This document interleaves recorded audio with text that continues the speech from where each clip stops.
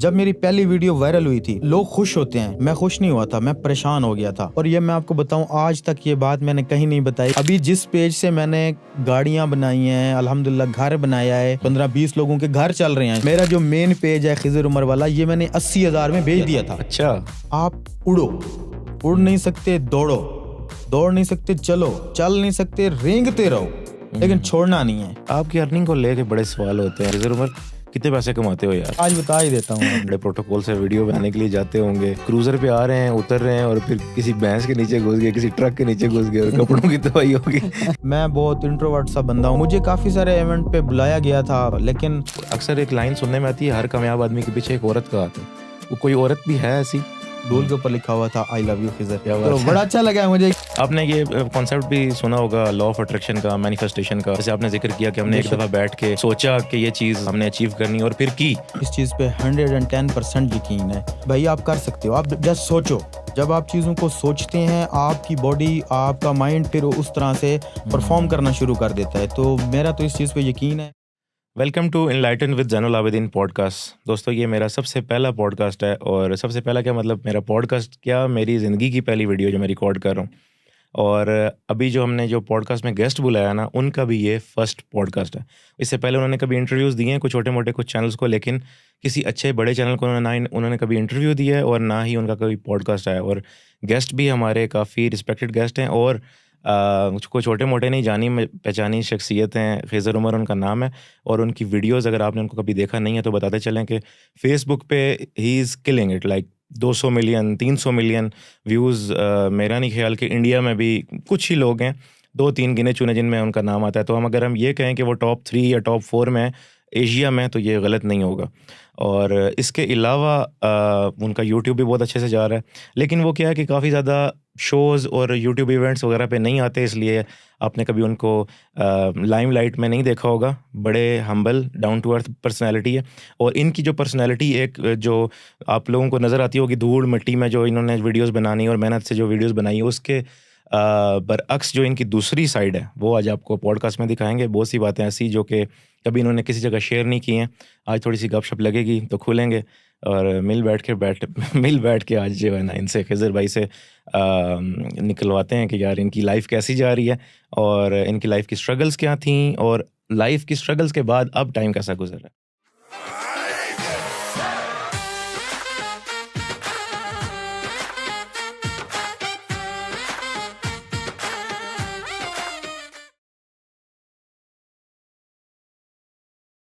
अस्सलाम वालेकुम खिजर भाई। वालेकुम सलाम, कैसे हैं जैन भाई? ठीक हैं आप? अल्हम्दुलिल्लाह, आप सुनाएं? ठीक है। अल्हम्दुलिल्लाह, अल्लाह का बड़ा शुक्र है। कैसा रहा सफ़र आपका बेहतरीन। इस्लामाबाद तक? इस्लामाबाद तो लव है, आपको पता है। इस्लामाबाद जैसा शहर मैं कहता हूँ पाकिस्तान में दूसरा कोई है ही नहीं।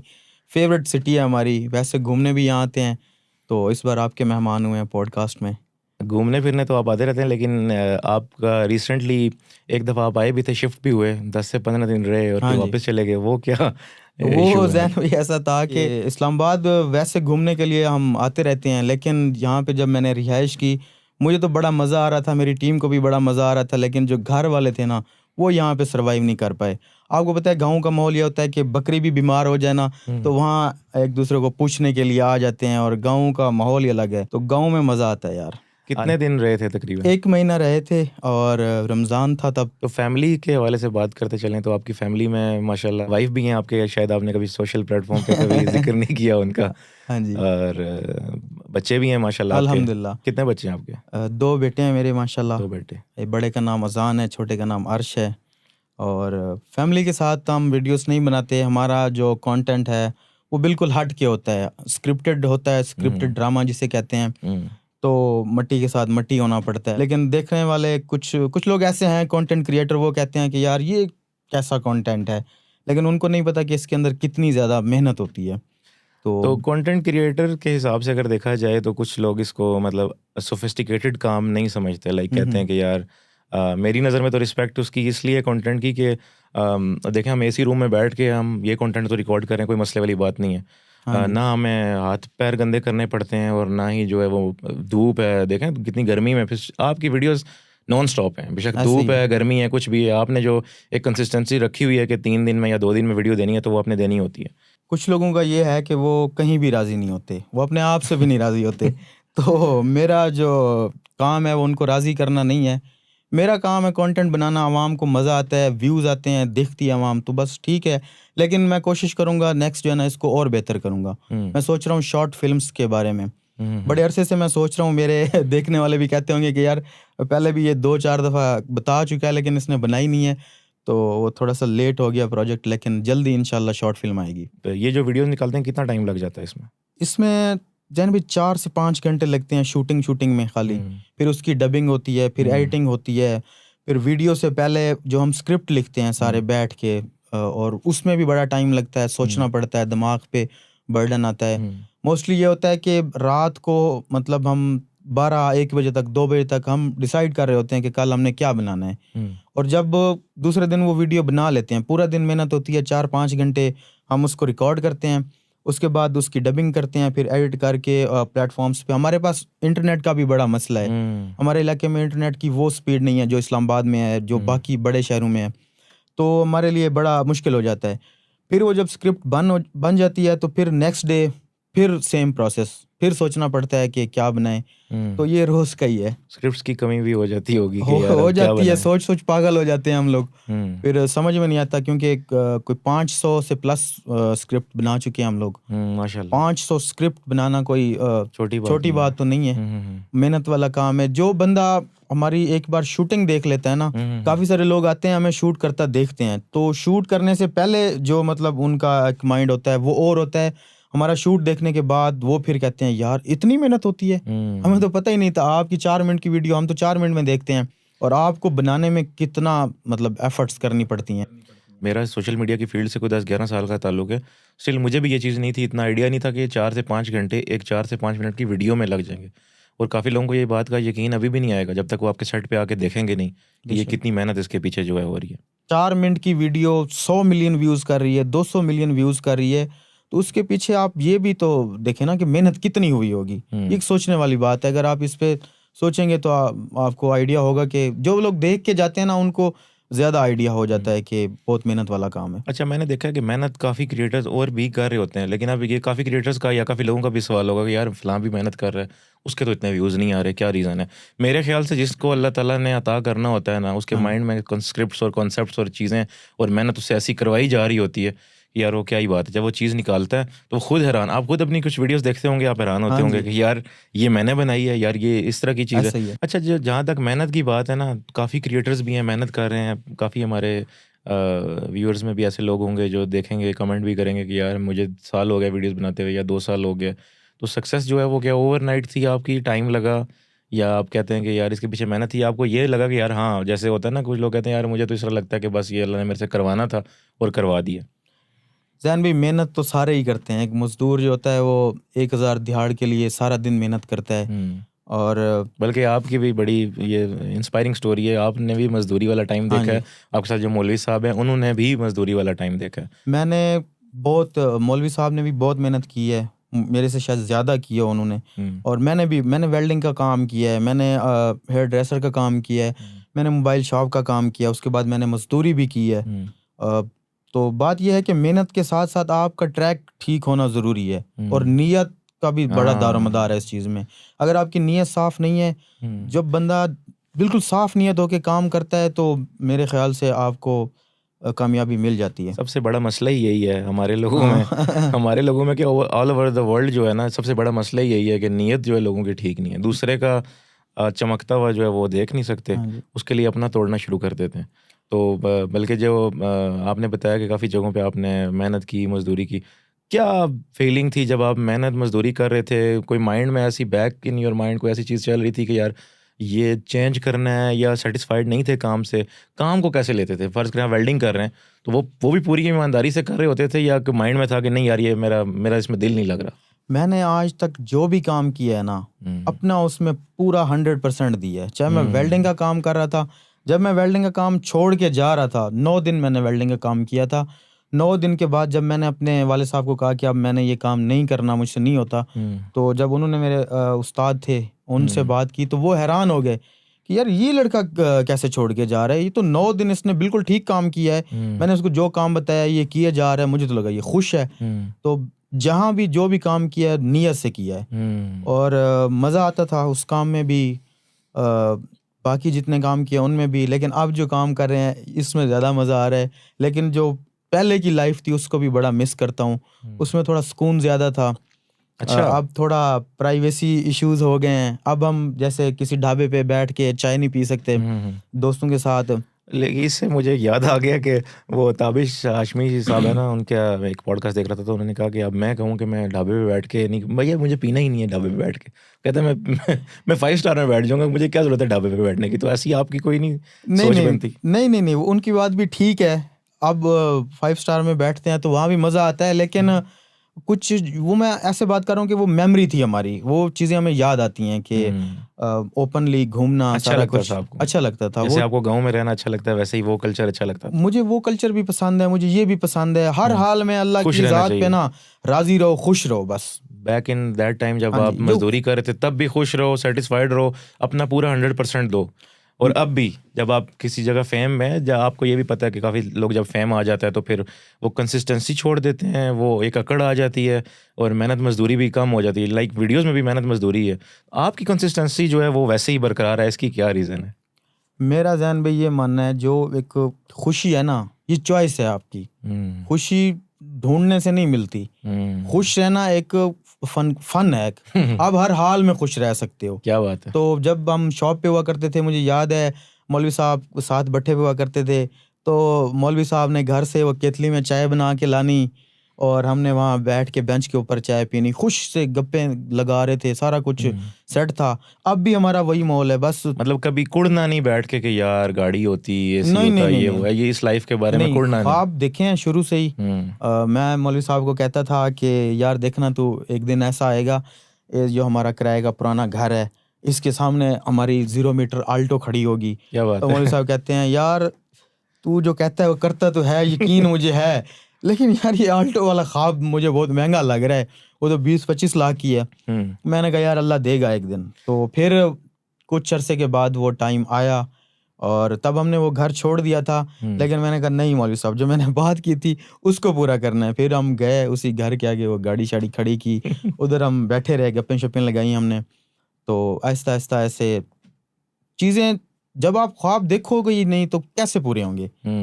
ख्वाब उसके पूरे होते हैं जो ख्वाब देखता है।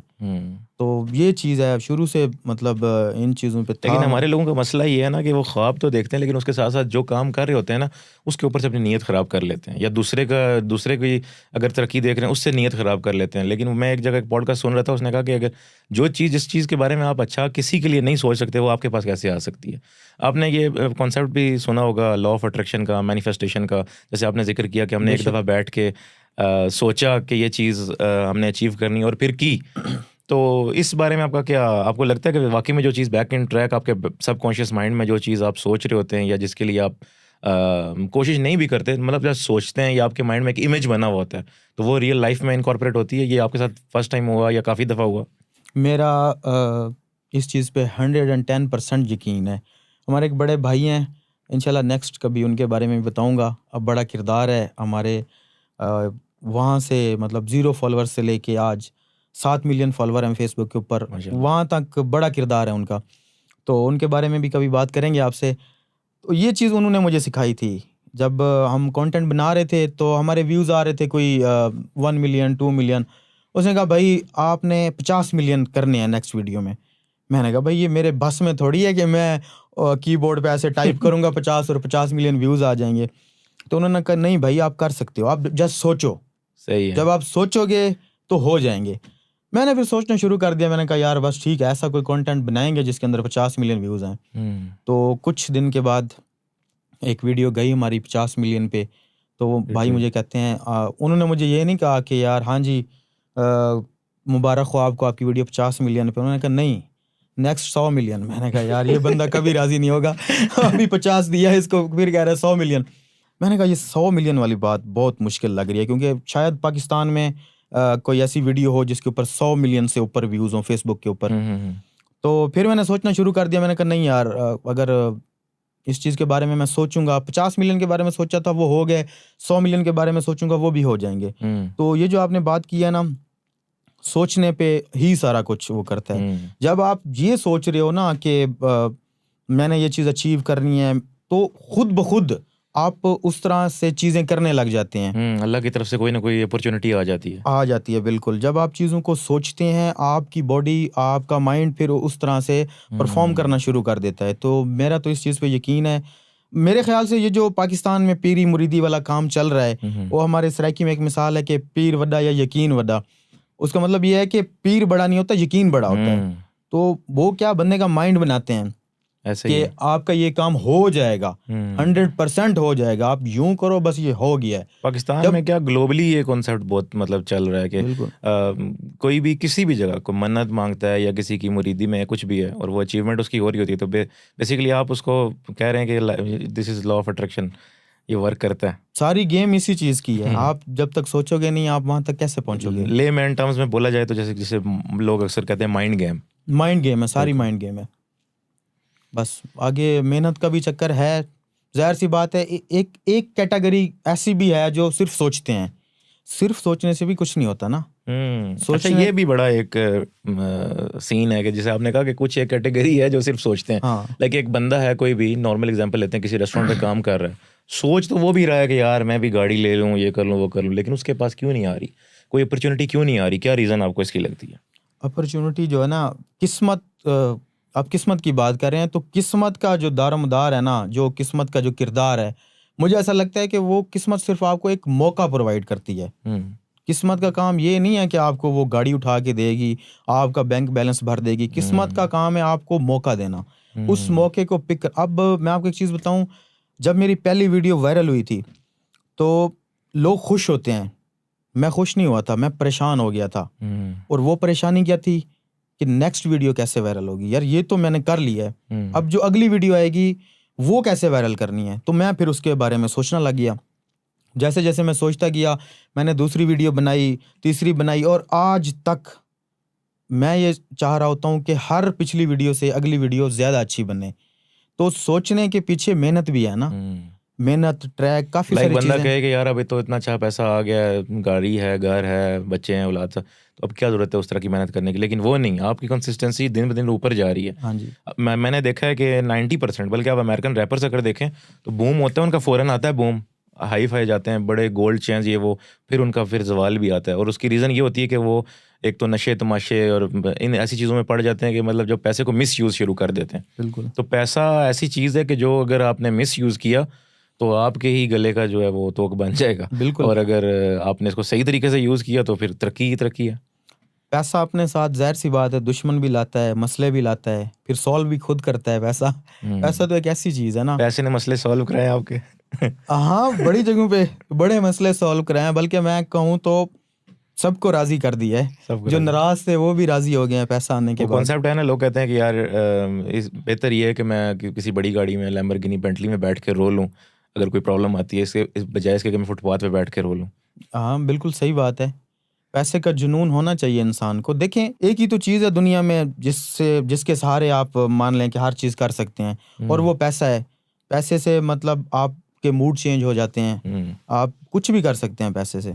लेकिन कुछ लोग हैं जब वो कहते हैं ना, जब हाथ ना पहुंचे तो अंगूर खट्टे हैं, वो कहते हैं ये तो बस आजमाइश है इन लोगों के लिए, और ये वो उसके लिए वो शायद अनवर वो कहता है भाई अगर ये आजमाइश है ना तो बहुत अच्छी आजमाइश है, ठीक है तो उधर ही बैठे रहो। भाई मैं तो बात करूंगा वो जो मैंने चीज़ देखी है। अब मैं आपको एक बात बताता हूँ, जब मैं अपनी शॉप पे हुआ करता था तो मेरे पास बाइक भी नहीं हुआ करती थी, साइकिल भी नहीं हुआ करता था। मैंने फिर पैदल वहाँ से जाना, बाज़ार से कोई चीज़ लानी हो, बाज़ार थोड़ा सा दूर था। तो एक बार ना मैं यहाँ से, एक कस्टमर मेरा जा रहा था बाज़ार, मैंने उसे कहा भाई मैंने काम करना है, मुझे यहाँ से लेता जा। उसके साथ चला गया, वो आगे चला गया, मैं काम करके वापस आ रहा था। तो अब मेरा ये सीन था कि मैं रोड के ऊपर खड़ा हूँ और इशारा दे रहा हूँ आते जाते हुए बाइक को कि मुझे कोई मेरी शॉप पे ले जाए। तो मैंने ऐसे एक बंदे को इशारा किया, वो नहीं रुका। यार तकलीफ होती है, तब पैसे नहीं थे ना, कुछ भी नहीं था।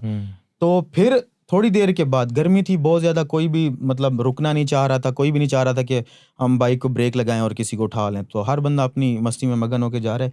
एक बंदे को मैं इशारे देने लगा हूँ, वो बंदा मेरा जानने वाला था, बहुत अच्छा। और जब मैंने उसको इशारा दिया है, उसने मेरी तरफ देखा है, उसकी मेरी जो आंखों की वो है वो हुई है। लेकिन उसके बावजूद भी वो नहीं रुका, उसने ऐसे मतलब फील कराया है कि देखा ही जैसे नहीं। मैंने देखा ही नहीं है। अच्छा। तो वो वहाँ से चला गया। मुझे यकीन करें उस दिन बड़ी तकलीफ हुई है। फिर वक्त चेंज हुआ, 3 साल के बाद वो बंदा मेरे पास आया, कहता है भाई मेरी शादी है तो शादी के लिए ना बारात उठाने के लिए अपनी गाड़ी दे दो। मुझे वो टाइम याद आ गया 3 साल पहले। मैंने कहा यार, जब मैं ऐसे खड़ा था रोड के ऊपर और मैंने इसको इशारा दिया था तो तब इसने देख के भी अनदेखा कर दिया था। मैंने कहा नहीं यार, खून को खून से साफ नहीं किया जाता। मैंने कहा भाई 2 गाड़ियां मेरे पास, दोनों ले जा। क्या बात बड़ा है। खुश हो गया, तो वो ले गया गाड़ियां। हालांकि लोग इस चीज़ को वो समझते हैं कि हम क्यों अपनी गाड़ी दें, हमने कोई बारातें उठाने के लिए दी हुई हैं। लेकिन मेरे आसपास के जितने भी दोस्त जानने वाले हैं, वो कोई भी उनमें से अगर कह देता है कि यार हमें ज़रूरत है तो हम कंप्रोमाइज़ कर लेते हैं। सिर्फ गाड़ी ही नहीं, बल्कि आप हमारी जब बाहर बात हो रही थी, आपने बताया कि यार एक कोई क्रिएटर्स भी ऐसे थे जिन्होंने आपके साथ अच्छा नहीं किया, लेकिन आपने फिर स्टिल उनके साथ भी अच्छा किया। सिर्फ क्रिएटर्स ही नहीं, 3-4 चीज़ें ऐसी हैं जो आप बात कर रहे थे, मैंने नोट की कि आपने यही बोला कि यार ज़रूरी नहीं है कि जिस तरह उन्होंने मेरे साथ बिहेवियर किया मैं भी वैसा ही करूँ। यही तो पॉजिटिविटीज़ है जिसकी वजह से अल्लाह ताला नवाज रहा होता है। देखिए मैं समझता हूँ कि एक मिसाल है ना, नेकी कर दरिया में डाल। उसका मतलब ये नहीं होता मेरे नज़दीक कि आप नेकी को छुपा के करो। मेरे नज़दीक उसका मतलब ये होता है कि नेकी करके आप गुम कर दो, उस बंदे से उस अच्छाई की उम्मीद ना रखो कि मैंने इसके साथ नेकी की है, वापस ये मेरे साथ नेकी करेगा। तो किसी ने अगर आपके साथ बुरा किया है, छोड़ दो उसे, उसके साथ आप अच्छा करो। मेरे ख्याल से इंसान सेटिस्फाइड भी रहता है, खुश भी रहता है। जब आप किसी से उम्मीद नहीं लगाओगे ना, आपने नेकी करके छोड़ दी कि यार इसने तो बुरा ही करना है, उम्मीद रखो कि बुरा ही करेगा। जब अच्छा करेगा तो बहुत अच्छा लगेगा, बुरा करेगा तो आपकी तवक्कुआत पहले भी वैसे ही उससे यही थी, तो आप हर्ट नहीं होगे। छोटी छोटी चीज़ों से आप हर्ट होना बंद हो जाएगा आपका। जब कोई आपके साथ बुरा करता है, फिर बदले में आप उसके साथ अच्छा करते हैं, तो एक बहुत ही हैवी किस्म की फील आती है आपको। बहुत अच्छा लगता है, ज़मीर आपका मुतमिन होता है कि यार उसने जो किया है और मैंने अपनी तरफ से अच्छा किया है। तो फिर अल्लाह की तरफ से रिवार्ड भी मिलते हैं इस चीज़ के। जब आप हर चीज़ को पॉजिटिव लेके चल रहे होते हो ना, जैसे आप कह रहे हैं अपने वर्क में आप अच्छा कर रहे हैं, 100% दे रहे हैं, लोगों के साथ अच्छा कर रहे हैं, पॉजिटिव रह रहे हैं, हंसी खुशी, तो पैसा फिर भी है आपके पास जब, तो आपको रात को सुकून की नींद आती है, कोई मसला परेशानी तो नहीं है? नहीं अक्सर लोग कहते हैं अल्हम्दुलिल्लाह। यार जब से पैसा आया है तो नींद ही नहीं आ रही। क्यों नींद नहीं आई? बुरे काम छोड़ देना, नींद आएगी मज़े की। हम तो भाई जब सोते हैं हमें पता ही नहीं होता, मेहनत करते हैं। और पता है क्या है, पैसा आने के बाद नींद क्यों नहीं आती? क्योंकि लोग उसको ना, उस पैसे को हमेशा डबल करने के चक्कर में होते हैं। तो हमारा ये नहीं है कि डबल करना है, उसको ये करना है, वो करना है। टेंशन नहीं लेनी, नहीं, मतलब टारगेट्स का सोचना है और फिर छोड़ देना अल्लाह पे। अपना टारगेट का सोच के मैंने कभी पैसा इकट्ठा करने के बारे में नहीं सोचा। मेरे जो गोल्स होते हैं वो होती है अच्छी गाड़ी, अच्छा घर, बाकी अच्छा पहनना और फैमिली पे खर्च करना, टीम पे खर्च करना। मेरे इस तरह के गोल्स होते हैं। बैंक बैलेंस भरना और नोटों के जो अंबार लगाना, ये मेरा गोल कभी भी नहीं रहा। प्रॉपर्टीज ले लें, ये कर लें, बच्चों के लिए फलाना प्रॉपर्टीज लेना वो गोल हो सकते हैं, लेकिन जैसे एक पैसे का हिर्स होता है ना, वो नहीं है अपने अंदर। बस ये है कि गोल है, गाड़ी अच्छी लगी है, हाँ भाई ये लेनी है, इसके लिए पैसे इकट्ठे करने हैं। ये नहीं है कि हाँ जी भरते जाओ, बैंक को भरते जाओ, अंबार लगाते जाओ। जैसे कि आपने वैसे पहले भी एक दफ़ा जिक्र किया था और अभी भी पॉडकास्ट के दौरान भी आपने जिक्र किया है, व्यूज़ के बारे में आपने जिक्र किया, आपने पैसों का जिक्र नहीं किया कि मेरा टारगेट था कि मैं वीडियो से $100 बना लूँ या 200 बना लूँ, आपने बोला मैं व्यूज़। तो जब आपका स्ट्रगल का भी टाइम था ना, तो आपने बताया कि आपका फोकस सारा जो था वो व्यूज़ पे था। कभी आपने सोचा ही नहीं कि साथ पैसा भी है इसके। ये कितना ज़रूरी है काम से इतनी मोहब्बत के भाई पैसे को छोड़ ही दिया जाए। अक्सर लोग कहते हैं यार काम से दिल लगाओ तो पैसा आ जाएगा। पाकिस्तान में मेरे ख्याल से जो हमारा जो कंटेंट है, जो आजकल हम बना रहे हैं और काफ़ी सारे कंटेंट क्रिएटर हैं वो भी बना रहे हैं, तो इस चीज़ में सबसे पहले मैं आया था फेसबुक के ऊपर। सबसे पहला जो पेज था शॉर्ट फिल्म, और वो भी पोर्ट्रेट में। उससे पहले लैंडस्केप में बना रहे थे लड़के, कोई व्लॉगिंग कर रहा था, लेकिन डिफरेंट कंटेंट थे उनके। इतने मैसिव लेवल पे कोई भी नहीं था। मैसिव क्या, छोटे लेवल पे भी शायद कोई हुआ नज़र नहीं आया कभी।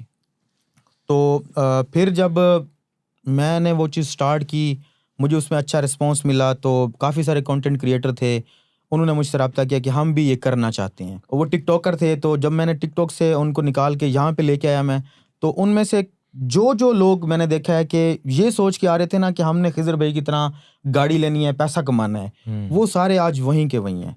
उनमें से कुछ लोग ऐसे थे जो चाह रहे थे कि हम अच्छा कंटेंट बनाएं, शौकीन लोग थे, वो अल्हम्दुलिल्लाह आज अच्छे लेवल पे काम कर रहे हैं और पैसा कमा रहे हैं। पैसे के पीछे भागेंगे तो पैसा आपसे दूर भागेगा। आप स्किल्स के पीछे भागें, आप अपने काम में बेस्ट दें, पैसा खुद ब खुद आता है फिर। मतलब आपको शौक था कंटेंट का, आप पैसे की मेरा वजह से इस फील्ड में नहीं आए? नहीं, वीडियो बनाना मेरा शुरू से पैशन रहा है, वीडियो बनाना शौक है मेरा। और अब आके जो मतलब कंटेंट हम बना रहे थे वही सेम मतलब हम बनाते आ रहे हैं। इसको हम थोड़ा चेंज करने के बारे में सोच रहे हैं, आहिस्ता आहिस्ता थोड़ा डिफरेंट करेंगे इसको। अच्छा, किस तरफ लेके जाना चाह रहे हैं इसको? बस मैं सोच रहा हूँ अब जो है ना शॉर्ट फिल्म की तरफ आना चाहिए। अच्छा, कंटेंट से रिलेटेड अगर आपसे एक सवाल करूं कि यार काफ़ी क्रिएटर्स हैं, मैंने देखा है कुछ वीडियोस बनाते हैं 2 3 4 या 10 जितनी भी हो, फिर हार जाते हैं, थक जाते हैं और फिर छोड़ देते हैं चीज़ को। तो क्या आप इसके बारे में कहना चाहेंगे कि कंटिन्यू करते रहना चाहिए, क्या आपका सक्सेस आ जाए, या हो सकता है कि वो सारा आपका टाइम ज़ाया हो रहा हो? असल में मुझे ना मैंने एक टिकटॉक पे वीडियो देखी थी, एक टिकटॉकर थे तब मशहूर थे वो। उन्होंने नीचे नंबर दिया हुआ था, उन्होंने लिखा हुआ था कि रात को 11 बजे के बाद मैं अवेलेबल हूँ, अगर किसी ने मुझसे बात करनी है तो इस नंबर पे कॉल करें। तो रात को 11 बजे ना मैंने कहा ऐसे ट्राई कर लेता हूँ, शायद नंबर मिल जाए। तो मैंने उस बंदे को कॉल की, वो कॉल लग गई मेरी। तो आगे से वो टिकटॉकर बोले हैं अस्सलाम वालेकुम। वालेकुम सलाम। मैंने कहा भाई मैं आपका फ़ैन हूँ, आपकी वीडियो देखता हूँ। तो उसने कहा ठीक है। नेक्स्ट मैंने बस उसे एक चीज़ पूछी है, मैंने कहा यार आपके इतने ज़्यादा फॉलोअर्स हैं, आप मुझे क्या मशवरा देते हैं? मुझे बड़ा शौक है मतलब वीडियोस बनाने का और मशहूर होने का। मैं चाहता हूँ मैं भी अच्छी वीडियोस बनाऊँ, लोग मेरी वीडियोस देखें। तो उसने कहा यार एक बात कहूँगा, अगर तुम्हारी समझ में आ जाएगी तो तुम कहीं ना कहीं पहुँच जाओगे। उसने कहा था कि ये जो आजकल टिकटॉक वीडियोस कंटेंट, इसमें बहुत ज़्यादा कंपटीशन है यूट्यूब पे हर तरफ। फार्मूला एक ही है, वो ये है कि आप उड़ नहीं सकते दौड़ो, दौड़ नहीं सकते चल नहीं सकते रेंगते रहो, लेकिन छोड़ना नहीं है। उसकी ये चीज़ मेरे दिमाग में बैठ गई है। मैंने कहा भाई कुछ भी हो जाए, ये खुद इसके इतने फॉलोअर्स हैं, अगर ये बंदा मुझे कोई बात कर रहा है तो उसके अंदर कुछ तो होगा ना। फिर उस दिन के बाद से ना मैंने सीरियसली लिया काम को, और मैं जब ज़्यादा वीडियोस नहीं बनाता था तो मेरे माइंड में ये चीज़ आती थी कि यार उसने कहा था अगर तुम नहीं दौड़ सकते तो तुम रेंगते रहो, काम करते रहो।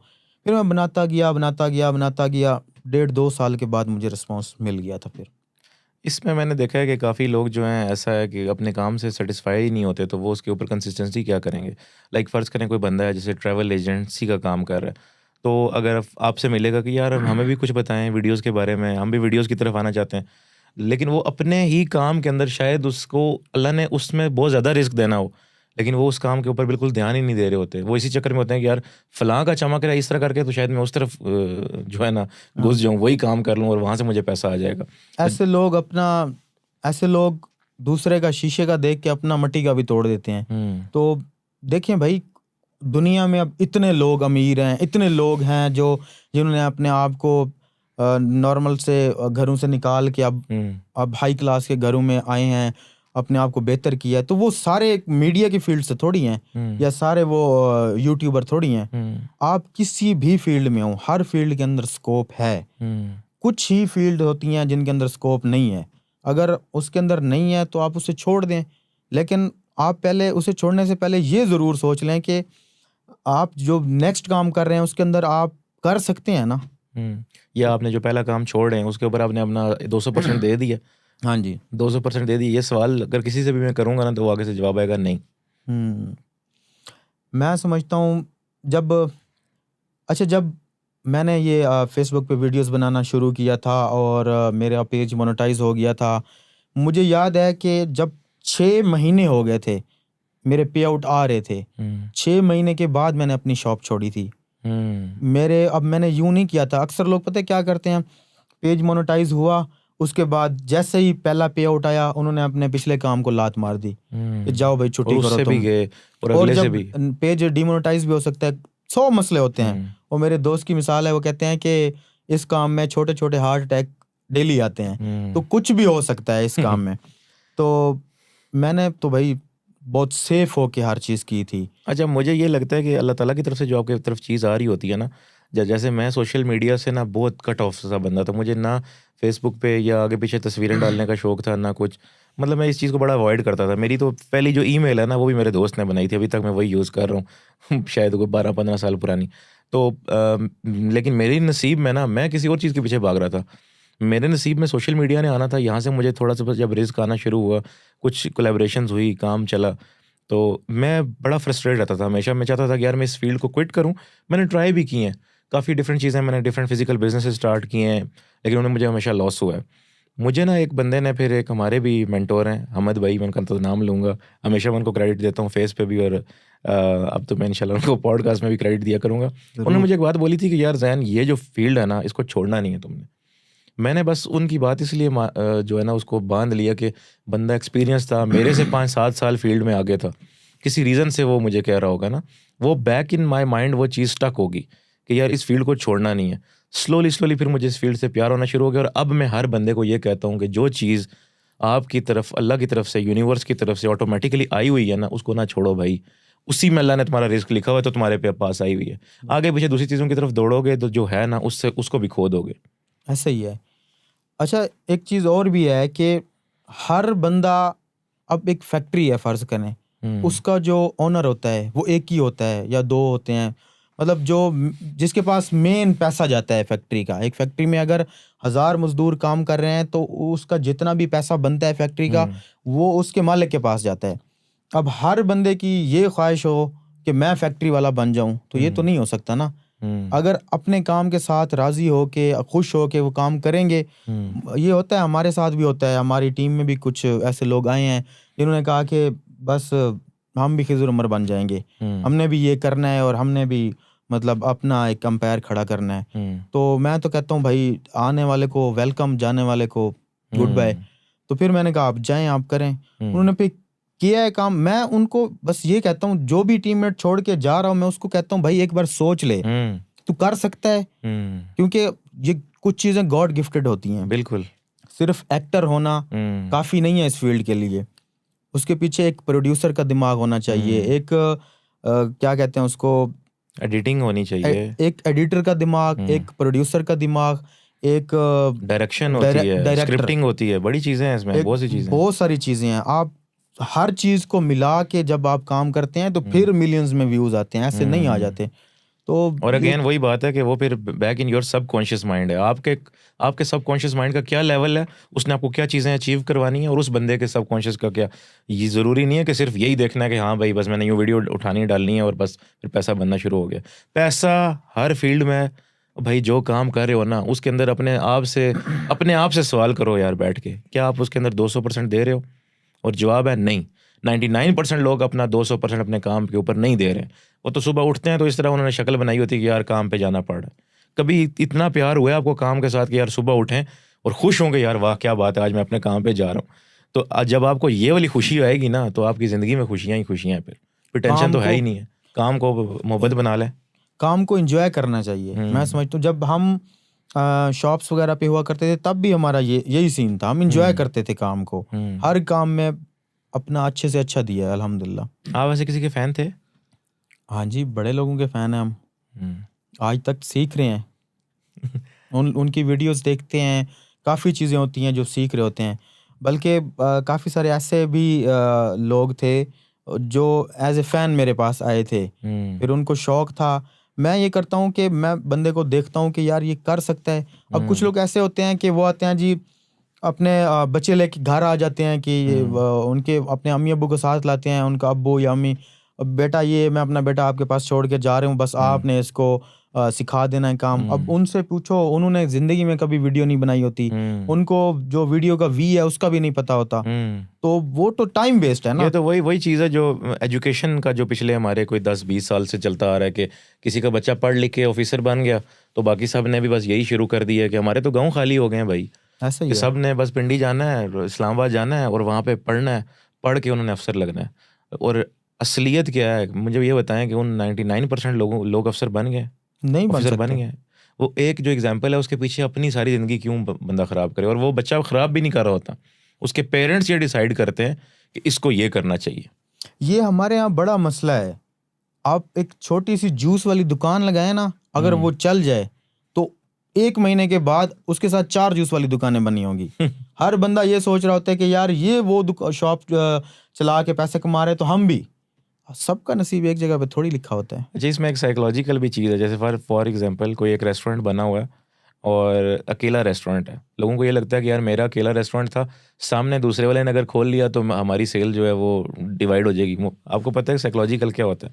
अगर 2 रेस्टोरेंट्स हैं सेम ही, जैसे जूस वाले हैं, एक जूस वाला सामने दूसरे वाले ने लगा लिया, तो सेल क्या होगी? कम होगी या हाफ हाफ हो जाएगी? वो ज्यादा होगी सेल। क्यों? लेकिन यहाँ बात हो रही है नीयत की। आप ये नहीं सोच रहे कि हाँ जी मैंने एक बिजनेस शुरू करना है और मेरे पास ये लोकेशन है, यहाँ पे करूंगा। आप उसको देख के आ रहे हो कि यार वो पैसे आपकी कमा रहे हैं, मैं भी आपकी कमाऊं। नीयत खराब है। आपकी नीयत सही नहीं है। आप कह रहे हो कि वो क्यों कमा रहा है, उसके हिस्से का मुझे चाहिए। तो ये नहीं हो सकता, वो बंदा फ्लॉप होता है। बाकी आपकी बात ठीक है। अगर जैसे शहरों में जाए ना, तो मोबाइल का जो शॉप्स होती हैं वो एक साइड पे होती हैं, सारी मोबाइल शॉप होती हैं वहाँ पे। अब जहाँ जो स्टार्ट में दुकानें होती हैं वो भी चल रही होती हैं, जो एंड पे होती हैं वो भी चल रही होती हैं। रिस्क ने तो आपको ढूंढ लेना है भाई, जिधर भी हैं आप, रिस्क रिस्क आपके पीछे आएगा। हमारा रिस्क भट्ठे तक पहुंच के हमारे तक आ गया है, तो सबका सबके घर जाएगा भाई। आप सिर्फ मेहनत करो।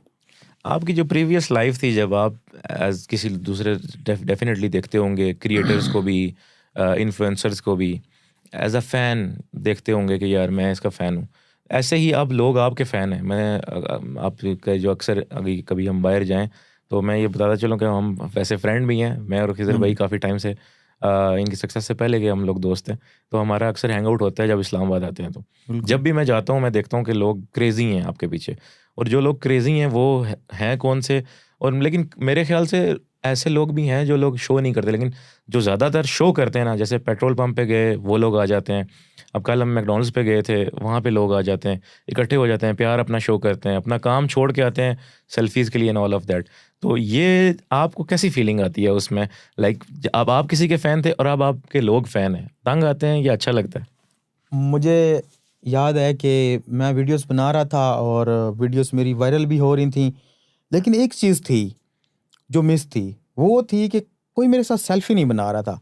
अब मेरे माइंड में ये हो कि यार मेरी एक वीडियो 1 मिलियन पे गई है, एक वीडियो 6 लाख पे गई है, 8 लाख पे गई है, 8-10 वीडियो बना चुका हूँ, कोई मुझे पहचान ही नहीं रहा, कोई मुझसे सेल्फी नहीं बना रहा। तो फिर एक दिन मैं शॉप से बाहर निकला, एक बंदा आया, मुझे कहता है कि यार आपके साथ ना मैंने तस्वीर लेनी है, मैंने आपकी वीडियोस देखी हैं, मुझे आपका नाम तो नहीं आता, लेकिन आपकी वीडियो मैंने फॉर यू पे देखी है, तो तस्वीर बनानी है।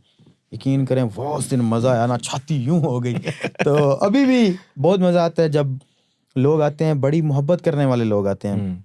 यकीन करें अभी ये आपको मैं बताता हूँ, 2-3 दिन पहले की बात है, जब मैं अपने गांव से निकल के आ रहा था, तो हमने एक रेस्टोरेंट था वहाँ पे गाड़ी रोकी और हम अंदर खाना खाने चले गए। तो रास्ता ऐसा था कि धूल मट्टी थी बहुत ज़्यादा, तो गाड़ी पे ना थोड़ी धूल पड़ी हुई थी।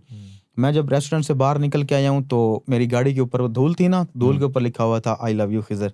क्या बात तो है। बड़ा अच्छा लगा मुझे कि यार वो कोई फैन था, हाँ। मिल नहीं पाया, शायद हम अंदर थे, शायद आया हो वो ना, मैं उसको मिला हूँ, शायद वो अंदर भी आया हो, लेकिन बड़ा रेस्टोरेंट था, पता नहीं हम मिल नहीं सके। मुझे नहीं, लेकिन वो गाड़ी पे मैसेज छोड़ के गया है, तो ये चीज़ बहुत अच्छी लगती है। मैं समझता हूँ आजकल ना एक मसला आ रहा है कि फैंस कम हो गए हैं और कंटेंट क्रिएटर ज्यादा हो गए हैं। हर बंदा इस माइंडसेट से वीडियो बनाने आता है कि यार मैंने वीडियो वायरल करनी है। जब आप ये सोच के काम करेंगे कि फलां बंदे के साथ वीडियो बनाऊंगा तो मेरी वीडियो वायरल होगी, तो आप कभी सरवाइव नहीं कर सकते। आप एक वीडियो वायरल कर लेंगे, लेकिन हर वीडियो कैसे वायरल होगी? एक वीडियो से थोड़ी ना इतना पैसा आ जाता है कि आप बस सारी जिंदगी घर बैठ के खाते रहेंगे।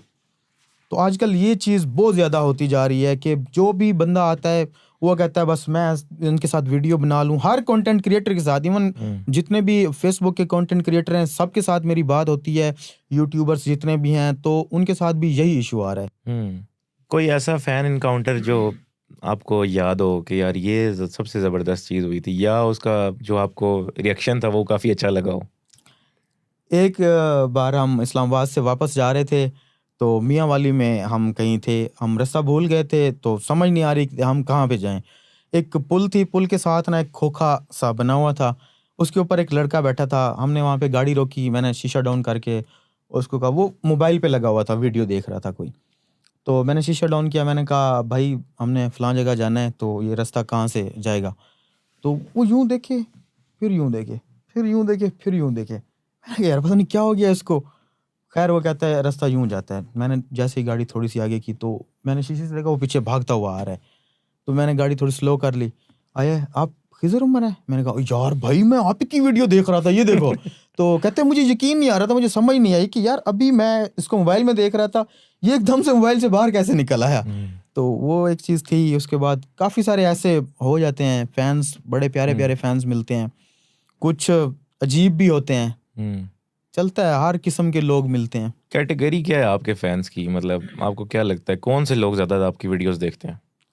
मेरे ख्याल से जो बच्चे हैं ना, चिल्ड्रन ज़्यादा हमारी वीडियोस देखते हैं, बच्चों तक हमारी वीडियोस ज़्यादा जाती हैं और बच्चे हमारी वीडियोस को बड़ा एंजॉय करते हैं। बच्चे जहाँ भी मिलते हैं ना तो वो बहुत प्यार देते हैं और मौलवी साहब से ख़ास तौर पे उनको बुलाते हैं हलवे वाली सरकार और इस तरह से बड़ा प्यार करते हैं। आपको क्या लगता है कि जो आपका कंटेंट है वो बच्चों को या जो भी कोई जनरेशन है उनको क्या पर्पस सर्व कर रहा है? एंटरटेन कर रहा है, मोटिवेट कर रहा है या क्या कर रहा है? मतलब आप किस पर्सपेक्टिव से वीडियो बनाते हैं कि जो मेरे फैंस हैं उनको क्या चीज़ जो है वो डिलीवर होनी चाहिए?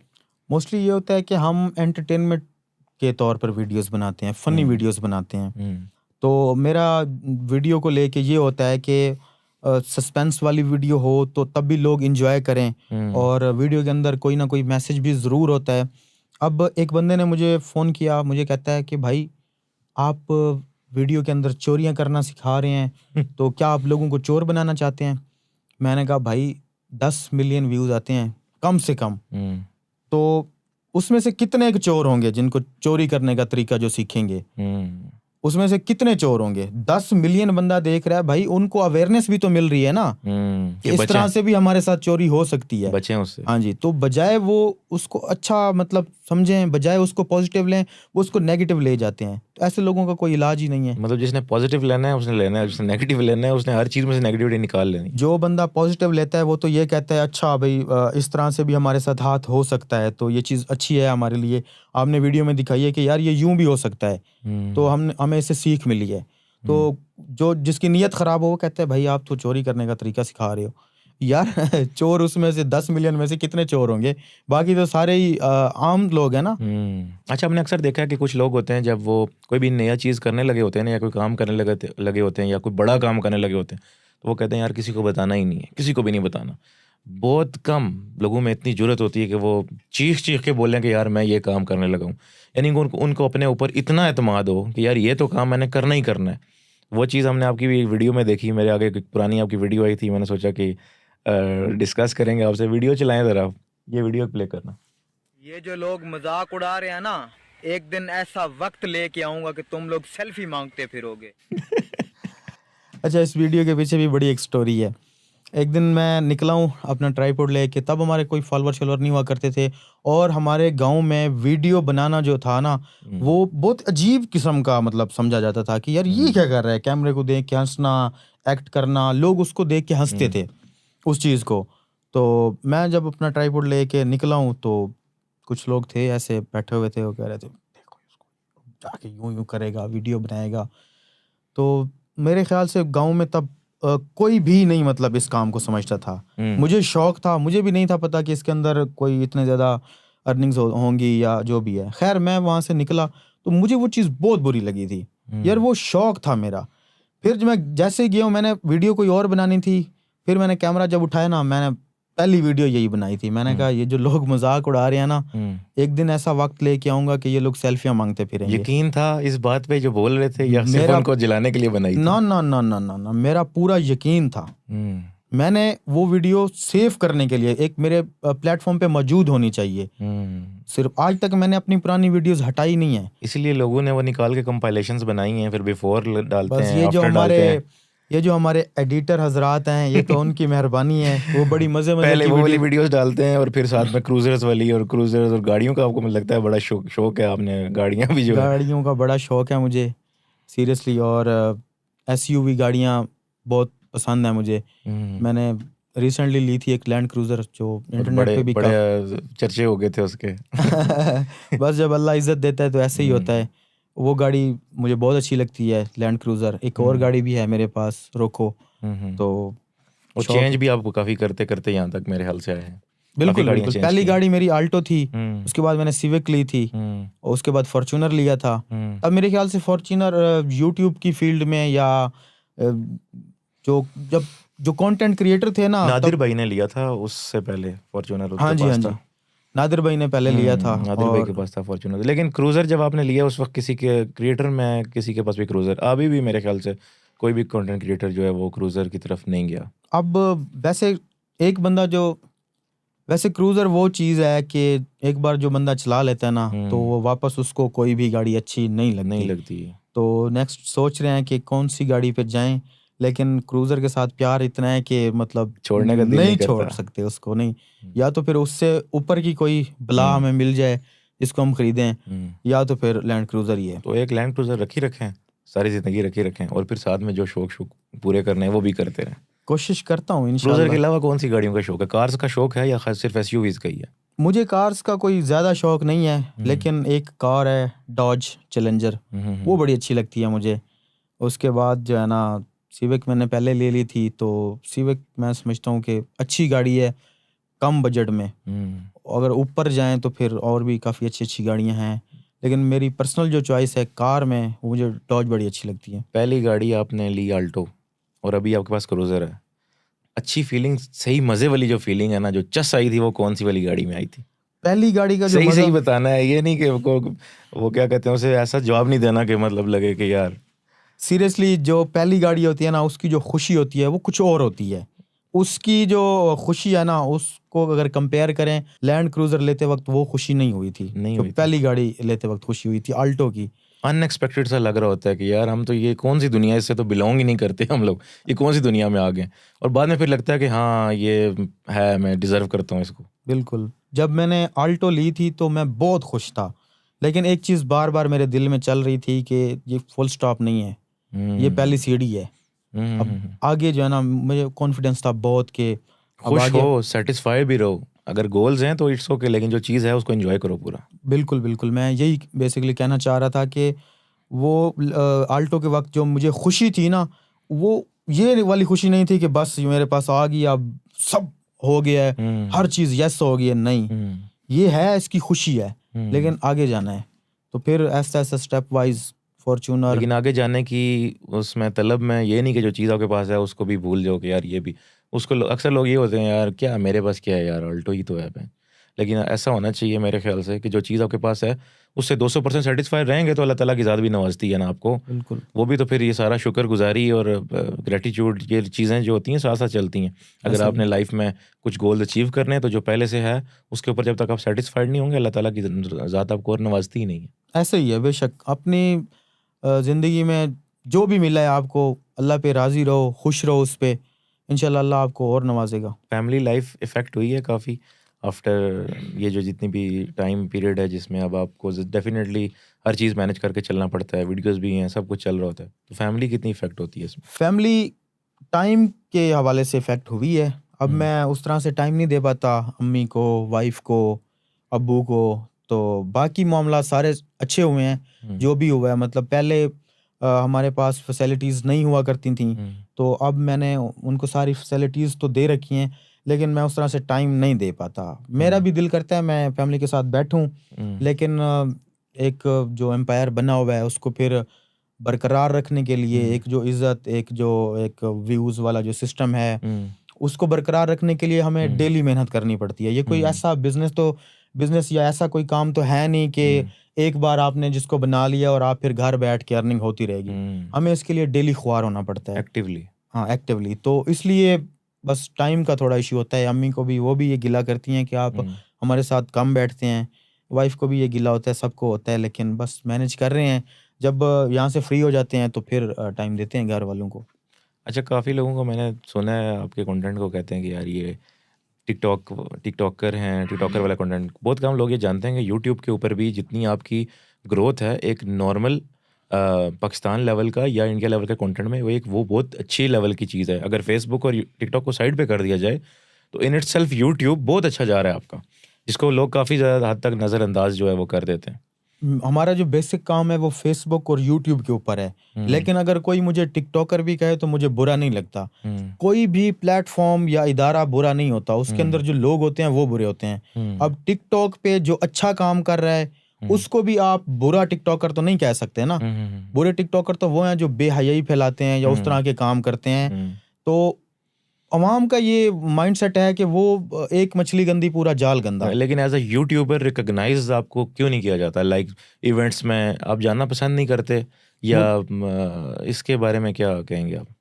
मुझे काफ़ी सारे इवेंट पे बुलाया गया था, यूट्यूब के कुछ इवेंट थे, लेकिन यूट्यूब वाले खुद हैं वो भी जब प्लान करते हैं ऐसा तो मुझे मेल करते हैं। लेकिन मैं बहुत इंट्रोवर्ट सा बंदा हूँ, अवॉइड करते हैं। अवॉइड नहीं, टाइम नहीं मिलता। मैं समझता हूँ जो टाइम वहाँ पे मैंने स्पेंड करना होता है वो टाइम मैं अपने घर वालों को दे देता हूँ या मैं वीडियो बना लेता हूँ। ड्रामा इंडस्ट्री में काफ़ी लोग जो है ना, यूट्यूबर्स जो हैं वो चले जाते हैं आफ्टर सम टाइम। कुछ वीडियोस वगैरह जब उनकी अच्छी होती हैं, ऑफर्स आती हैं, एक्सेप्ट करते हैं, ड्रामास की तरफ चले जाते हैं। आपको टेलीविज़न ड्रामा या मूवी किसी तरफ से कोई ऑफ़र आई हो या आपने कंसिडर किया हो कि मैं ये करूं? मुझे 2-3 ड्रामास की ऑफ़र हुई हैं, हमारे पाकिस्तानी चैनल हैं और 2-3 OTT प्लेटफॉर्म पे जो शॉर्ट फिल्म्स अपलोड होती हैं उनकी भी ऑफ़र हुई हैं। लेकिन मुझे पता नहीं क्या है कि मैं समझता हूँ कि उस तरफ जाने से बेहतर है कि मैं यहाँ रह के जो अपना मेरा काम है इस तरह से आवाम को एंटरटेन करूँ। और मैं किसी के नीचे काम नहीं कर सकता। मैं चाहता हूँ कि जहाँ मैं काम करूँ वहाँ जो मेरे भाई दोस्त मेरे साथ होते हैं उनके साथ काम करूँ, जो मेरी सुने मैं उनकी सुनूँ। लेकिन वो जो फील्ड है वहाँ थोड़ा डिफरेंट माहौल है। तो मैं अभी तो कुछ नहीं सोचा इसके बारे में, इन फ्यूचर हो सकता है कि कुछ सोचा जा सकता है। क्योंकि अगर आपका अच्छा वीडियो बनाने का स्टाइल भी मैंने देखा है बड़ा डिफरेंट है कि शॉर्ट के ऊपर आप फंस जाते हैं तो क्या होता है 50 टेक लिए हुए हों कि नहीं, बाकी बंदों को समझ आ रही होती है कि ठीक हो गया शॉर्ट, आप कहते हैं नहीं जो मैंने कहा है वैसा ही होना चाहिए। असल में जिस भी स्क्रिप्ट के बारे में मैंने सोचा होता है ना कि ये बनानी है उसकी पूरी वीडियो मेरे दिमाग में चल रही होती है। तो उस जो दिमाग में वीडियो चल रही होती है उस तरह से अगर कोई परफॉर्म नहीं कर रहा होता तो मैं वो खत्म करा देता हूँ। मैं कहता हूँ नहीं, वो जो चीज़ मेरे दिमाग में चल रही है उस तरह से परफॉर्म करो। कि जब यार वो बस ठीक है चल जाएगी, वो गुजारा वाला काम नहीं करना, जो सोचा है वही वही करना है। नहीं नहीं नहीं, कभी मैंने इस चीज़ पे कॉम्प्रोमाइज़ किया ही नहीं है। हमारे 50-50 टेक होते हैं जस्ट एक डायलॉग के। फर्ज करें एक डायलॉग करना है कि यार मैंने नहीं जाना, उसके अंदर अगर आई कांटेक्ट सही नहीं है, रिएक्शन सही नहीं है, कुछ भी मसला है ना, छोटा सा छोटा मसला है, मैं कहता हूँ दोबारा 50-50 टेक होते हैं हमारे।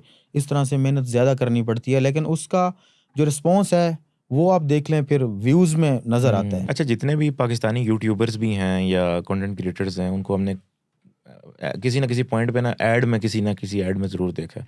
आपने माशाल्लाह गाड़ियाँ भी ली हैं, घर भी बनाया है, काफ़ी सोर्स ऑफ इनकम आपकी स्ट्रॉन्ग है, उसके बारे में भी बात करते हैं। लेकिन मूविंग फर्दर, आपका जो सोर्स ऑफ इनकम है वो क्या है? मतलब फेसबुक से है, टिकटॉक से है, यूट्यूब से है, कहाँ से है? हमारा जो बेसिक सोर्स ऑफ इनकम है ना, जो मतलब ज़्यादा जो तवज्जो होती है हमारी वो फेसबुक के ऊपर ही होती है। उसके बाद यूट्यूब चैनल भी बहुत अच्छा है। फेसबुक की तो मोनेटाइजेशन ही नहीं है पाकिस्तान में। लेकिन जुगाड़ तो है ना। हम अच्छा। पाकिस्तानी जुगाड़ी बंदे हैं, तो यहाँ पाकिस्तान में भी जुगाड़ है। अच्छे अच्छे कंपनीज हैं जो आपके पेज मोनेटाइज करती हैं। और हमें हमारे साथ जो दोस्त हैं वो मोनेटाइज उन्होंने किया हुआ है यूके से, और वहीं से पोस्टिंग वगैरह करवाते हैं। सारा सीन 2-3 साल से अल्हम्दुलिल्लाह बहुत अच्छा चल रहा है। तो आप फिर प्रमोशंस की तरफ जाते ही नहीं है? उसकी अर्निंग इतनी तगड़ी या स्ट्रॉन्ग है कि आपको प्रमोशन करने की ज़रूरत ही नहीं है, या आपको पसंद नहीं है प्रमोशंस करना? मुझे प्रमोशन करना पसंद नहीं है। जितना हम अपनी वीडियो में मेहनत करके बना लेते हैं वो प्रमोशन वाले हमें नहीं दे सकते। मैच नहीं कर पाते वो उसको, आपके रिक्वायरमेंट को। नहीं, वो नहीं मैच कर पाते, इसलिए हम प्रमोशंस की तरफ नहीं जाते। अच्छा, हर इंसान की लाइफ में ना एक ऐसा मोड़ ज़रूर आता है, वो हमेशा याद रखता है कि यार वो मेरा जो है ना टर्निंग पॉइंट था लाइफ का, वहाँ से असल में मेरी लाइफ जो है चेंज हुई है। अगर ये ना हुआ होता तो शायद यहाँ पे ना होता। ऐसा कोई टर्निंग पॉइंट आपको याद है? मैं आपको बताता हूँ कि हमारा जो फेसबुक का सारा सिस्टम है, वीडियोस बनाना, अर्न करना, ये कहाँ से शुरू हुआ था? ये शुरू ऐसे हुआ था कि हम लोग टिकटॉक पे छोटी छोटी वीडियोस बनाते थे, शॉर्ट्स, फन के लिए जस्ट। तो एक बंदे ने मुझे कहा कि यार आप ना वीडियो फेसबुक पे भी अपलोड किया करो। मैंने कहा इसका क्या फ़ायदा होगा? वो कह रहा था कि यार हम लोग, हमारी पूरी फैमिली फेसबुक यूज़ करती है तो हम भी वहाँ पे देखा करेंगे, इसी तरह काफ़ी लोग हैं जो फेसबुक यूज़ करते हैं तो वो भी आपकी वीडियो देखेंगे। मैंने कहा सही है। मैंने वहाँ पे वीडियोस अपलोड करना शुरू कर दी। फिर एक दिन एक बंदे की मुझे मेल आई, वो मुझे कहते हैं कि भाई मैंने आपका पेज ख़रीदना है, तो इतने पैसे मैं आपको दूंगा। और ये मैं आपको बताऊं, आज तक ये बात मैंने कहीं नहीं बताई। मेरा जो मेन पेज है खिज़र उमर वाला, ये मैंने 80,000 में बेच दिया था। अच्छा। अभी जिस पेज से मैंने गाड़ियां बनाई हैं, अल्हम्दुलिल्लाह घर बनाया है, कोई 15-20 लोगों का एक सर्कल चल रहा है, 15-20 लोगों के घर चल रहे हैं माशाल्लाह। जिस पेज से, ये पेज मैंने सिर्फ 80,000 में बेच दिया था। और फिर मैं आपको सारी कहानी बताता हूँ कि वो हुआ क्या था। उन्होंने मुझे कहा कि आपके पेज की रीच अच्छी है, तब उस पे मिलियंस, 2 मिलियंस, 3 मिलियन व्यूज़ आ रहे थे, और मुझे नहीं था पता कि फेसबुक से भी हम अर्न कर सकते हैं। उन्होंने कहा जी पेज आप मुझे दे दें। मैंने कहा ठीक है आप ले लें, मुझे पैसों की ज़रूरत थी, तब कोई सोर्स ऑफ इनकम तो था नहीं, बस अपनी दुकान थी, उससे वो भी मैं उसको सही से टाइम नहीं दे पा रहा था, और अपनी वीडियोस के चक्कर में। तो 80,000 में हमारी डील हो गई, 20,000 रुपया उन्होंने मुझे एडवांस भी भेज दिया मेरे अकाउंट में। उसके बाद नस्ली बंदा था बड़ा, उससे मैंने पूछा, मैंने कहा यार मुझे आप ये बताएं कि इस पेज का आप क्या करेंगे। उन्होंने कहा जी हम इस पे कंटेंट अपलोड करेंगे और इससे पैसे अर्न करेंगे। मैंने कहा यार मैं भी तो वही कंटेंट अपलोड कर रहा हूँ, मुझे पैसे मिल सकते हैं इससे। मैंने कहा यार मुझे आप एक ही बात बताओ कि मैं ये पेज बेच के अच्छा कर रहा हूँ या मैं इस पे खुद काम करूँ तो मैं ज्यादा कमा सकता हूँ। उसने कहा यार कि मैं अपने एक पाव गोश्त के लिए ना किसी की भैंस नहीं ज़िबा कर सकता। तो भाई सीधी सी बात है, अगर तुम खुद काम करोगे इस पे तो तुम ज्यादा अर्न कर सकते हो। मैंने कहा यार मैं आपका 20,000 आपको रिटर्न करता हूँ, और मेरे जो ख्वाब हैं वो थोड़े बड़े हैं। 80,000 में तो मैंने तब एक बाइक लेनी थी, होंडा 125 शौक था उसका। मेरी टीम मेरे साथ मौजूद थी, मौलवी साहब थे, एक और दोस्त थे। तो मैंने कहा क्या करना चाहिए। उन्होंने कहा यार पैसे तो अच्छे मिल रहे हैं, बाइक शाइक ले लेते हैं। मैंने कहा नहीं यार हम खुद काम करेंगे, इससे भी ज़्यादा कमाएंगे। फिर वो भी बड़ा अच्छा आदमी था, उन्होंने कहा ठीक है आप अगर करना चाहते हो तो मैं आपको मज़ीद गाइड कर दूंगा कि कैसे कैसे मोनेटाइजेशन है और सारा सिस्टम। तो ये सारा सीन था। मैं इंशाल्लाह नेक्स्ट पॉडकास्ट में ये कहानी नेक्स्ट पॉडकास्ट में जो भी हमारे जो जिन्होंने यहाँ तक पॉडकास्ट देखा है वो कमेंट में ज़रूर बताएं कि अगर खिज़र भाई से हम कोई और सवाल अगर आप वो करना चाहते हैं तो नेक्स्ट जब भी हम आपको इंशाल्लाह इनवाइट करेंगे तो उनके सबके क्वेश्चन ज़रूर हम जो हैं पॉडकास्ट में इंक्लूड करेंगे। तो वो मतलब आप ये कह रहे हैं कि वो आपकी लाइफ का टर्निंग पॉइंट था, आपको आज तक याद है कि ये ही टर्न हुआ था? मुझे ना तो वो टर्निंग पॉइंट भूल सकता है, ना मुझे वो कभी बंदा भूल सकता है। ज़िंदगी में बड़े अच्छे अच्छे लोग मिले हैं, लेकिन मैं समझता हूँ हमारी कामयाबी के पीछे उस बंदे का बहुत बड़ा हाथ है। शुक्रगुजार हैं उसके, दुआएं देते हैं उसको पूरी फैमिली। तो वो डिस्क्लोज नहीं करना चाहते बंदे को आप? नहीं इस पॉडकास्ट में मैं नहीं कर सकता, लेकिन नेक्स्ट इंशाल्लाह ज़रूर करूँगा। अच्छा, जैसे आपने बोला कि उस कामयाबी के पीछे उस बंदे का हाथ है, अक्सर एक लाइन सुनने में आती है हर कामयाब आदमी के पीछे एक औरत का हाथ है। वो कोई औरत भी है ऐसी? औरत एक ही हो सकती है, मैं समझता हूँ माँ से ज़्यादा कौन दुआएं कर सकता है। लेकिन उस बंदे का बहुत बड़ा हाथ है हमारी कामयाबी के पीछे। मैं ये कहूँगा कि माँ बाप दुआएं हर बेटे के लिए करती हैं। माँ बाप तो अपने बेटे के लिए दुआएं करते ही करते हैं, लेकिन आपने करनी होती है मेहनत। और अगर आपको किसी अच्छे बंदे का साथ मिल जाए, ये ऐसा माहौल है, ऐसी दुनिया है कि पता ही नहीं चलता कि साथ में बैठा हुआ बंदा दोस्त है या सांप है। लेकिन इस दौर में भी अगर आपको कोई ऐसा बंदा मिल जाए तो मैं समझता हूँ कि वो गनीमत है। गनीमत है। इसी से रिलेटेड है कि अगर आपकी जैसे वाइफ है, जिन लोगों की वाइफ सपोर्टिव है, जैसे आपकी वाइफ कैसी है हमें तो नहीं पता, आप बताएंगे उसके बारे में। सपोर्टिव हैं, वो आपको वीडियोस के बारे में अप्रिशिएट करती हैं, या खप डाली होती है कि क्यों जा रहे हो, लेट क्यों आ रहे हो, ज़ाहिर बात है आपके स्केड्यूल डिस्टर्ब होता होगा।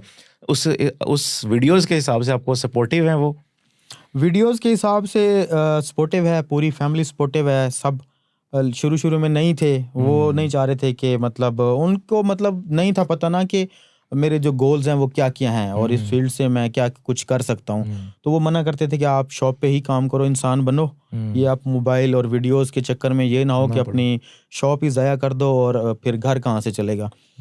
तो लेकिन अभी जो मसला आता है ना वो ये आता है कि अभी अगर मुझे कहीं से सपोर्ट नहीं मिलती, घर से, वाइफ से, तो वो सिर्फ टाइम की वजह से कि आप बहुत ज़्यादा टाइम मतलब काम को देते हो, हमें टाइम नहीं देते।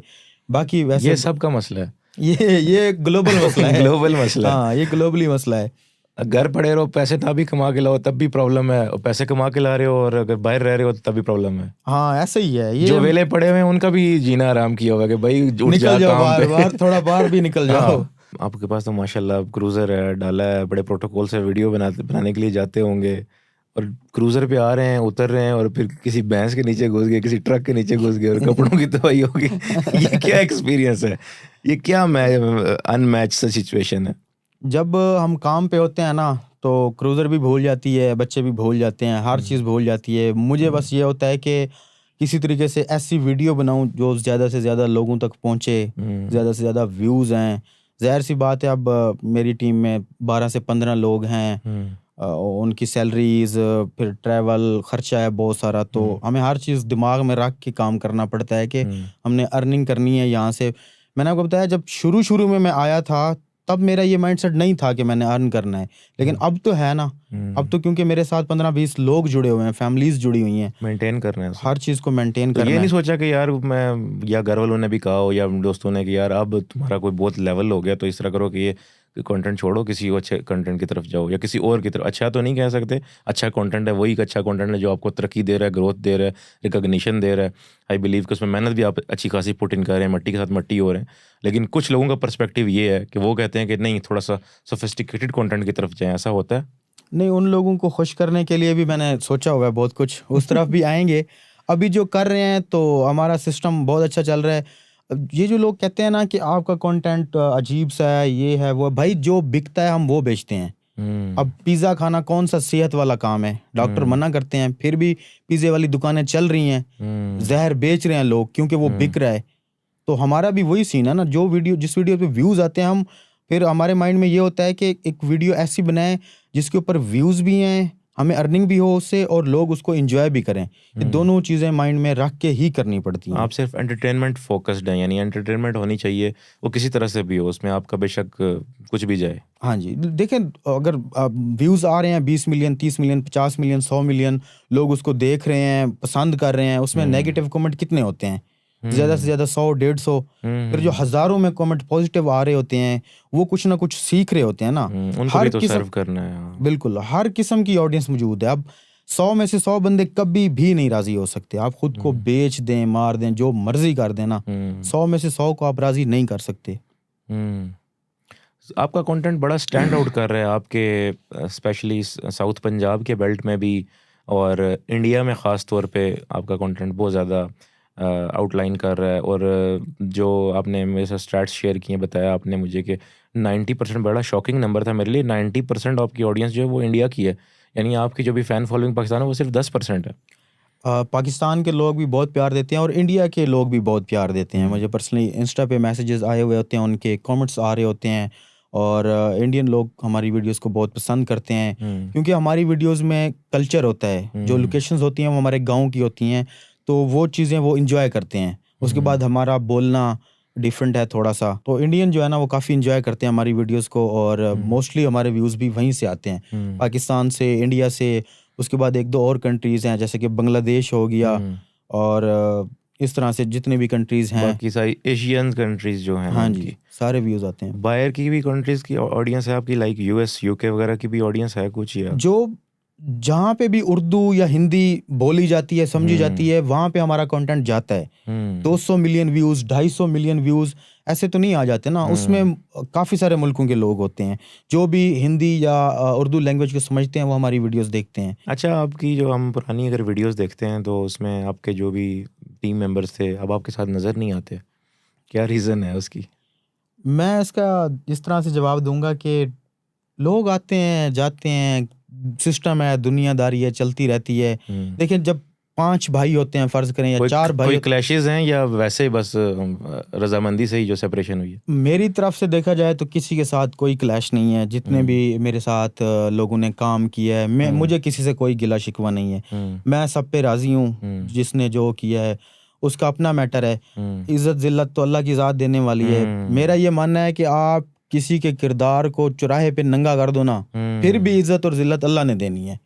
तो मैं समझता हूँ कि लोग आते हैं, आपके साथ काम करते हैं, फिर कट आउट भी हो जाते हैं। ये तो सिस्टम है, चलता रहता है। मैं आपको बताने लगा था कि एक घर में 4 भाई रहते हैं, शादियां होती हैं, मसले होते हैं, वो अलग हो जाते हैं। जब भाई भाई के साथ नहीं रह सकता तो आप कैसे मतलब वो कर सकते हैं? कि सारी बात है अंडरस्टैंडिंग की। जब तक होती है अंडरस्टैंडिंग तब तक काम चल रहे होते हैं। अब मौलवी साहब के साथ हमारी बहुत अच्छी अंडरस्टैंडिंग है, उनके साथ हम शुरू से चलते आ रहे हैं। बल्कि उनकी मुझे एक बात बड़ी अच्छी लगती है, वो कहते हैं कि अक्सर वो एक बात कहा करते हैं कि या किसी का बन जाओ या किसी को अपना बना लो। लोगों का क्या होता है, कुछ लोग ऐसे होते हैं जो मतलब खुद कुछ नहीं करते लेकिन दूसरे को अच्छा खाता देख भी नहीं सकते। वो कहते हैं बस किसी तरीके से हिलाया जाए। तो मौलवी साहब के पास भी लोग आते हैं, वो कहते हैं जी आप क्या कर रहे हो, आपने क्या बनाया है, मतलब ये हो रहा है वो हो रहा है, आप खुद काम करो, आप ज़्यादा अच्छा कर लोगे, ज़्यादा पैसे कमा लोगे।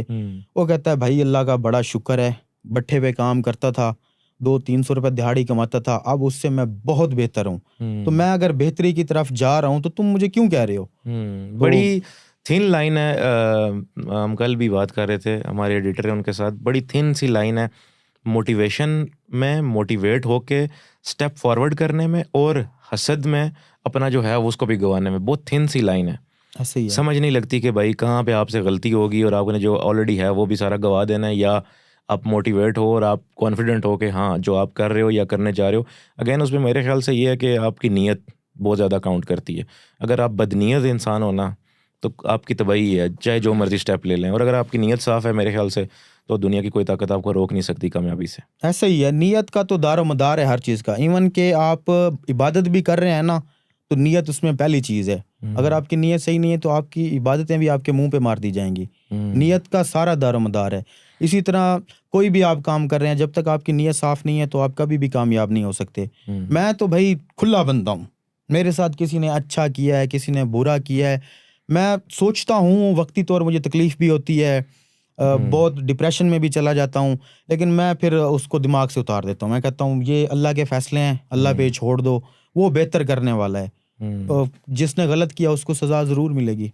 आपकी बड़ी कंट्रोवर्सी सी बनी थी आपके टीम मेंबर की तरफ से, आपकी तरफ से कोई जवाब नहीं है। मैंने देखा बहुत सी वीडियोस भी आई, काफ़ी लोगों ने वीडियोस बनाई, सब क्रिएटर्स ने बनाई, आपका कोई जवाब नहीं आया उसके ऊपर। मैं उसका क्या जवाब दूं। मैं जिस बंदे के साथ मैंने बैठ के खाया है, जिसके साथ मैं घूमा हूँ फिरा हूँ, अगर वो आके गलत बात करेगा, मुझे बुरा भला कहेगा, मैं भी उसको बुरा भला कहूँ, तो मुझे ये चीज़ नहीं ज़ेब देती, मुझे नहीं अच्छा लगता। जिसके साथ वक्त स्पेंड किया हो, जिसके साथ आप दोस्ती का आपका एक रिश्ता हो, दोस्ती का, दोस्ती बहुत खालिस रिश्ता होता है। तो मैं नहीं चाहता कि मैं किसी का आके गिला करूं। बाकी ये मैं ओपनली कह सकता हूं कि ना मैंने किसी का 1 रुपया खाया है, ना मैंने किसी के साथ कोई गलत किया है। मैं भी यहीं पे हूँ, सामने हूँ। जिसके साथ मैंने गलत किया वो आके मुझसे बात करे ना। वो घर बैठ के वीडियो क्यों बना रहा है, वो आके मुझसे बात करे अगर मैंने किसी के साथ गलत किया है। तो अल्हम्दुलिल्लाह कॉन्फिडेंस है। मैं तो बड़ा हंसता हूँ जब इस तरह की कोई चीज़ देखता हूँ अपने खिलाफ, तो मैं बहुत हंसता हूँ। मैं कहता हूँ कि यार मैं इसका क्या जवाब दूँ। तो मुझे ज़रूरत नहीं है मैं आके अपनी सफाइयाँ दूँ, ना मुझे इतना टाइम होता है, मैं अपने काम में लगा रहता हूँ। जब मुझे पता है कि मैं गलत नहीं हूँ तो बस मुझे ज़रूरत भी नहीं है किसी का जवाब देने की। कंट्रोवर्सी करने वाला बंदा कभी भी लॉन्ग टाइम तक नहीं चल सकता। ये मेरे से आप लिखवा लें। क्यों? क्योंकि उसका भरोसा अपने कंटेंट पे नहीं है, अपने ऊपर नहीं है। उसका भरोसा है कि मैं किसी के ऊपर कीचड़ डालूंगा तो मेरी वीडियो चलेगी और मेरा माहौल बनेगा। इन अदर वर्ड्स आप ये कह रहे हैं कि नेगेटिविटी ज्यादा देर तक पानी के ऊपर फ्लोट नहीं कर सकती। नहीं कर सकती। पॉजिटिविटी है, डुबा भी देंगे तो ऊपर ही रहेगी। पॉजिटिव रहो, हमेशा पॉजिटिव रहो। मैं तो जितने भी कंटेंट क्रिएटर आते हैं मेरे पास सीखने के लिए, मैं उनको यही कहता हूँ। मैं कहता हूँ कभी भी किसी के ऊपर कीचड़ ना उछालो, अपनी मेहनत पे लगे रहो। जो आराम आराम से ऊपर आता है ना वो ज्यादा देर रहता है, जो एकदम से आता है वो फिर एकदम से गिरता है। Slow success. हाँ, स्लो सक्सेस लॉन्ग टाइम तक चलती है। ये बात है। आपकी अर्निंग को लेके बड़े सवाल होते हैं। लोग जो भी आपका इंटरव्यूअर आता है ना वो कहता है पहले मेरी वीडियो वायरल हो जाए, फटाफट मैं पूछ लूँ खिज़र उमर कितने पैसे कमाते हो यार, बताएंगे या ना पूछूं सवाल? बता दूं? आज बता ही देता हूँ अपने। सही बताएंगे या नहीं, थोड़ा बहुत तो गोलमोल करना पड़ेगा यार। मैं देखना कहीं एफबीआर वाले इन्हें उठा के ले जाएं। टैक्सी दे रहे हैं, फाइलर हैं? अल्हम्दुलिल्लाह फाइलर हैं, सारे टैक्सेस देते हैं। अर्निंग वाले सवाल का ना मेरे पास एक ही जवाब है कि अगर आप चाहते हैं कि मैं अमीर बनूं या कुछ भी ऐसा, तो आपकी अर्निंग किसी को भी नहीं पता होनी चाहिए। आपके बाप को भी नहीं, आपकी माँ को भी नहीं, आपकी बीवी को भी नहीं। मेरे साथ कभी कभार ऐसा हो जाता है कि मेरे बैंक में ना 1 रुपया भी नहीं पड़ा होता, तब भी मैं ऐसे चौड़ा होकर बैठ रहा होता हूँ, तब भी मैं अमीर होता हूँ। और जब बैंक भरा हुआ होता है तब भी मैं ऐसा ही होता हूँ। तो अर्निंग किसी को भी नहीं पता होनी चाहिए भाई। और कामयाबी का कभी भी शोशा नहीं छोड़ना चाहिए। आपको पता है मेरे 1 मिलियन फॉलोअर थे और मेरे घर वालों को नहीं पता था कि मैं क्या कर रहा हूँ, ना मैंने उनको कभी बताया है। खिज़र उमर क्यों है आज? ये खिज़र उमर क्यों है? मैं समझता हूँ सिर्फ अपनी मेहनत की वजह से है और अपना बड़ा सोचने की वजह से है। अगर घर बैठ के मैं वो जो 500 दिहाड़ लगा के दुकान से घर जा रहा था और बस मैं उस पर मुतमिन रहता तो मैं सारी ज़िंदगी उधर ही रहता। जस्ट मैंने बड़ा सोचा है। खिज़र उमर बना ही बड़ा सोचने की वजह से है। बड़ा सोचो और फिर जो अपॉर्चुनिटी आए उसको पकड़ लो। करो। हाँ, पकड़ लो। अक्सर लोगों के पास पैसा आता है तो उनका रवैया बदल जाता है, फिट जाते हैं, डिफरेंट एंगल पे चले जाते हैं, गुरूर आ जाता है। अच्छा, ये बात ऐसे है कि कुछ लोगों को वाकई गुरूर शायद आ जाता होगा और जिनको नहीं भी आता ना उनको भी ये बात की जाती है। मुझे कहा जाता है कि कुछ लोग ऐसे होते हैं मतलब जो डिज़र्व नहीं करते कि मैं उनके। अब एक बंदे को मैं मिला हूँ, उसके साथ बहुत अच्छी गपशप हुई है, बैठे हैं 2 घंटे, दूसरे दिन ठीक मुझे कॉल करता है। मैंने कहा भाई मैं बाहर निकला हुआ हूँ तो मैं यहाँ से जब वापस आऊँगा तो मैं कोशिश करूँगा मैं आपको मिलूँगा, लेकिन कल हम बैठे थे 2 घंटे तो आज मैं थोड़ा मसरूफ़ हूँ। कहता है भाई जो बंदा ऊपर जाता है ना वो नीचे भी आता है। ओ भाई किसको बता रहे हो, मुझे पता है आज का अखबार कल की रद्दी। लेकिन जो बंदा रियल में मगरूरी कर रहा है उसका एटीट्यूड कुछ और होता है, हम नहीं करते। और बंदे की तबीयत देख के पता चल जाता है कि कौन कितना मगरूर है। यकीन करें कुछ ऐसे लोग भी हैं वो चाहते हैं कि अगर आपने पैसा कमा लिया है, जो भी कर लिया है, वही पुराने कपड़े पहनो, वही पुरानी जूती पहनो, उसी हाल में रहो। अगर हम नए कपड़े पहन के एक वीडियो अपलोड कर देते हैं, देखो यार कितना मगरूर हो गया ये, देखो अब इसका एटीट्यूड ही चेंज हो गया, पैसे आ गए हैं ना। अब क्यों यार, अल्लाह ने अगर दिया है तो वो दिखना चाहिए ना। ये तो हमारे हुजूर पाक का भी फरमान है कि अच्छी सवारी, अच्छा साफ सुथरा लिबास ये तो पहनना चाहिए इंसान को। अगर अल्लाह ने दिया है तो तुम अपने ऊपर खर्च करो। जो लोग खर्च नहीं करते उनके बारे में ये माइंडसेट होता है कि यार ये देखो जी अल्लाह ने दिया लेकिन खाने की तौफीक नहीं है। और जो लोग करते ऐसे काफ़ी लोग हैं मतलब जिनको अल्लाह ताला ने दिया तो है लेकिन ये है कि नसीब नहीं हो सकता। फिर जब वो उनके जाने के बाद उनकी जो औलाद है वो उसके फिर सही जो है वो पुरखच्चे उड़ाती है। बिल्कुल ऐसे ही है।